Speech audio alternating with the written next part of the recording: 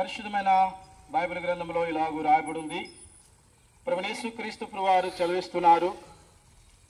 కాలము సంపూర్ణమై ఉన్నది, దేవుని రాజ్యము సమీపించి ఉన్నది. వాక్యమును నమ్మి మారు మనసు పొందమని యేసుక్రీస్తు ప్రభువారు చదివిస్తున్నారు. ఆకాశము క్రింద భూమి పైన మనుషులు ఇవ్వబడిన ఏ నామమున రక్షణ లేదు. యేసుక్రీస్తు ప్రభువారి నామమునే పాప క్షమాపణ కలుగును. ఆ ప్రభువైన యేసుక్రీస్తు ప్రభువారు చదివిస్తున్నారు. బోధిగంత నివాసులారా, నా వైపు చూసి రక్షణ పొందుడి, నేనే దేవుడైన యేసుక్రీస్తు ప్రభువారు చదివిస్తున్నారు.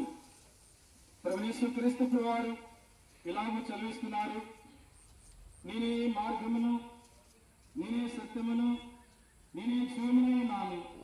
నా ద్వారా తప్ప ఎవరు తన యొద్దకు చేరదని యేసుక్రీస్తు ప్రభువారు చదివిస్తున్నారు.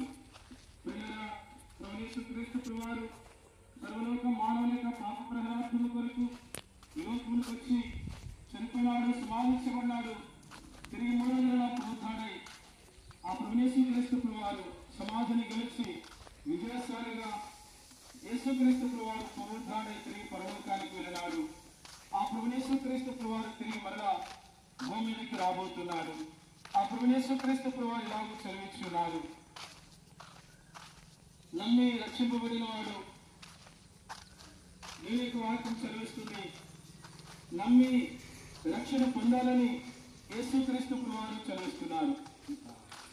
ఆ ప్రభువైన యేసుక్రీస్తు నందు శ్వాసం ఉంచండి.